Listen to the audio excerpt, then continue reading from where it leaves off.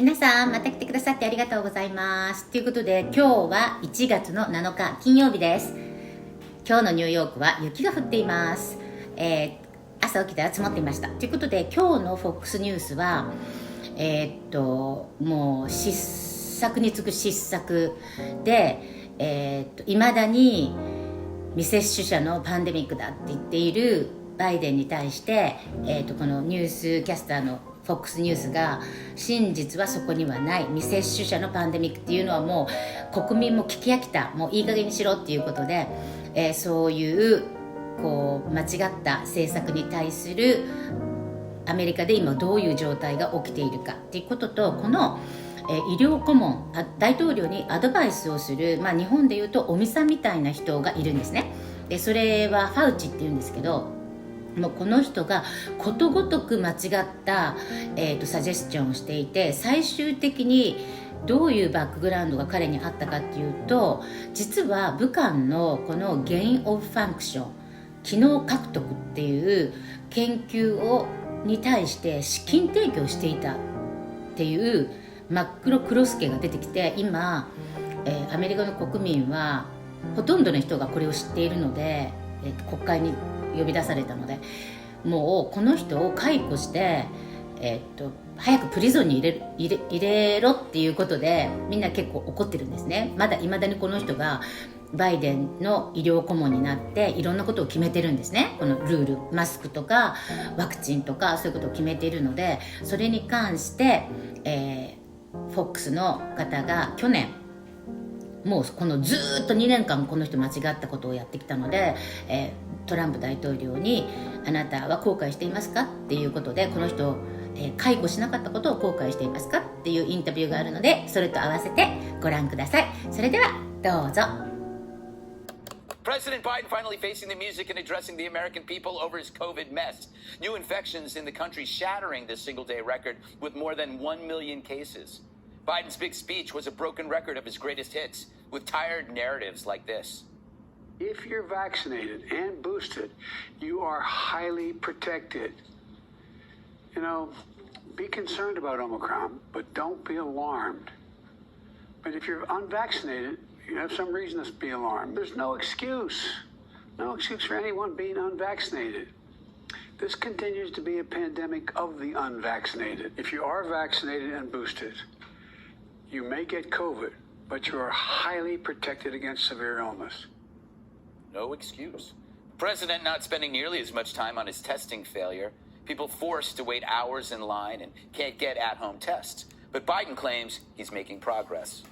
I know this remains frustrating. Believe me, it's frustrating to me. But we're making improvements. With more capacity for in-person tests, we should see waiting lines shortened and more appointments freed up. Google, quote, COVID test near me to find the nearest site where you can get a test most often and free. That's our president. And as far as the tests Biden wants to send Americans, the White House says it hasn't even finalized the contracts to buy them. And once they do get the tests, Americans can go to a yet-to-be-built government website to get them, because we know those work so well. So, Dana, we were promised a winter of death, and now we have a winter of failure, a winter of incompetence. This guy had every opportunity to fast-track rapid testing and decided not to. And now we're stuck with this. Well, even during the Trump administration, testing was not great, and that was admitted by the Trump administration itself. So the Biden administration had ample warning about that. What really makes me mad is when they said that they had no idea that Omicron was going to be this way. Mm-hmm. Like, you learn this in biology school, but also in biology class. But we also knew this because of what we had seen with Delta. Yeah. So it was coming, and now you have people standing in line for 3 hours, and the president says he knows that it's frustrating, and it's frustrating to him too. He's not sitting outside for 3 hours waiting for tests, and we're depleting our small supply of tests by testing everybody who don't even need a test. The other thing that I'm going to take exception to is when he said that this is a pandemic of the unvaccinated. Now, I am vaccinated. I'm glad I am, because I do feel protected from serious illness or hospitalization or even death. That said, I have 2 vaccines. I was boosted. I also got a flu shot. And I spent the whole entire week of Christmas sick as can be after getting 2 negative rapid tests, 1 positive test, and then a negative test in order to come back to work. This is no longer just about the unvaccinated. We're all suffering from it. People in this building across the country have skeletal staffs because people have to isolate for 10 days. Then the CDC says, well, actually, we'll make it 5. Oh, but wait, you might have to have a negative test. Great, where are we going to get the test? We have a serious communications problem. The Center for Disease Control is completely losing it with the American public.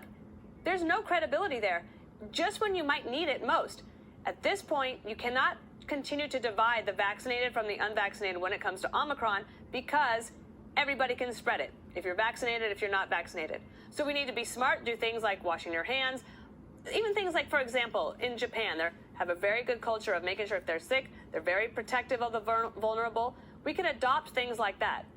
But you cannot say that this is just a pandemic of the unvaccinated anymore. It is affecting all of us. No, it's true. Dana, I think you just spoke for the soul of America, that everybody is so fed up that we've realized our leaders aren't leading. It's time for America to say this is officially going to be over. Geraldo, I think you've been holed up for some time. How are you doing? I have. I'm in my basement cave, Greg, where I've been basically living. I am vaccinated to Moderna shots, then boosted with the Pfizer booster. I thought for sure that I was immune. I've been very hard on the unvaccinated, and I am positive. It was shocking to me. It was in some ways embarrassing. I didn't quite know how to respond to it. Biden and the Dems' vaccine mandates, plus his take on the latest caravan heading towards the southern border and how it can be stopped. Back in a moment. Let's talk about what's going on in this country with the firing of police officers, firemen, nurses, the ones who were our heroes. They were on billboards all over the country. And now what we've got are, we're talking about vaccinating kids who were 5 years old to 12 years old and then forcing them to continue to wear masks. Our heroes are being fired. They're losing their jobs. Are you sorry you didn't fire Anthony Fauci? Well, it's not because of him they're losing their job. It's because some bad policies that are being made by the Biden administration. But look, if you look at my relationship with Fauci, first of all, he's been there like for 40 years. So you walk in and, he goes, hi, my name's Tony. Oh, great. Hi, Tony. How you doing? But everything he told me to, suggested that we do, I didn't do. I went the opposite. He wanted to keep China open. I closed it to China. We would have lost. Fauci wanted to keep China open? Oh, yeah, for a long time. And he actually said President Trump saved thousands and thousands of lives. I was the only one. I was sitting in a room with many, many people. I said, we have to close it to China. I then closed it to Europe because I saw what was going on in Europe. And we saved thousands of lives. And what I did do, and we won freedom, and we won all of this, and this was a great achievement, though, worldwide, because I think you would have had a 1917 like the Spanish flu, where 100 million and maybe 100 million people died. I got the vaccine done, 3 vaccines in less than 9 months. They said it was going to take 5 years, and it probably wouldn't get done. I got them done, and they do work, and they're great. I'm very proud of them, but people shouldn't be forced to take them. You must have seen this week as this caravan is coming through. The biggest anyone's ever seen. Yeah, more than Del Rio. Okay, this caravan that's coming up now is actually fighting with the Mexican National Guard, forcing their way through. How do we stop this? And when they get here, what do Americans do? They're here. So the wall would have stopped them. So the only thing they can do is to go. They're letting them in.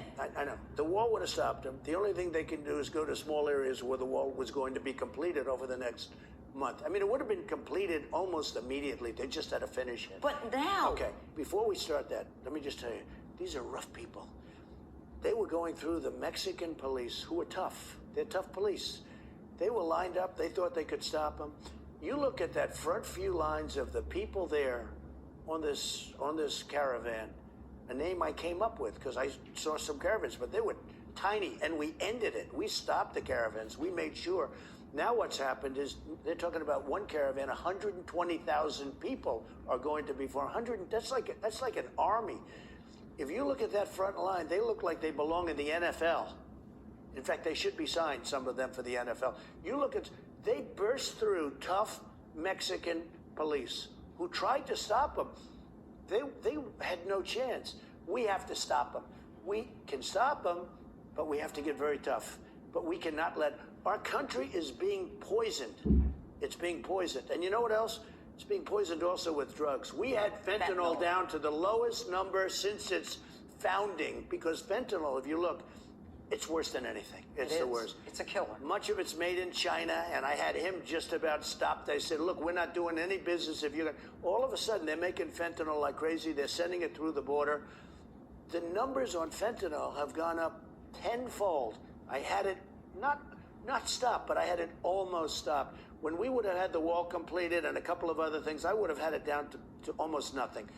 The fentanyl and drugs generally are pouring through our border.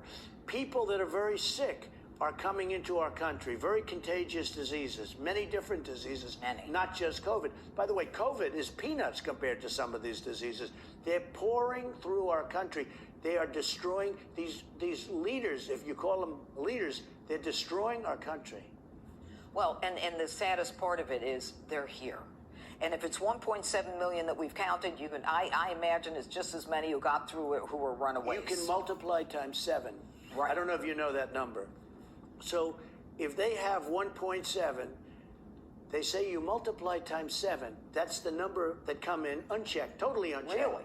And the other thing, so you're talking about tens of millions of people over a relatively short period of time. Over a 2-year period of time, we would have more than 10 million people coming into our country. Our country can never be the same. Right. Our country is changed already. Do you have a plan to go to the border to boost morale there? Well, I've gone to the border many times. I mean, I don't... Are you going again? Well, I just got back. I was there recently. I saw what Biden said. He was there sometime, but he wasn't there. 2008, but he wasn't there. I don't think he was even... He said he doesn't have time. No, I've been to the border many times. I don't think it helps for me at this moment to go. I'm not the president. He's the president. He's got to go to the border. The Border Patrol people are incredible, okay? When I was there a few months ago, I was there like 3 months ago, they're so incredible. ICE people, and they're tough people. They have to be tough people. They love our country. You know, they really want to do their job. That's the amazing thing. It would be easier if they didn't. They want to do their job. They're tough people, but they're great patriots, and they're being treated with tremendous disrespect. 皆さんお帰りなさい。どうでしたか？このフェンテノルに関してなんですけど、こんな風に笑顔で話してるようなドラッグではないんですけど、このフェンテノルは、日本だと医療用鎮痛剤は多分、モルヒネが使われてると思うんですよ。で、このフェンテノルっていうのは合成麻薬で、モルヒネの100倍の効き目があるって言われているものなんですね。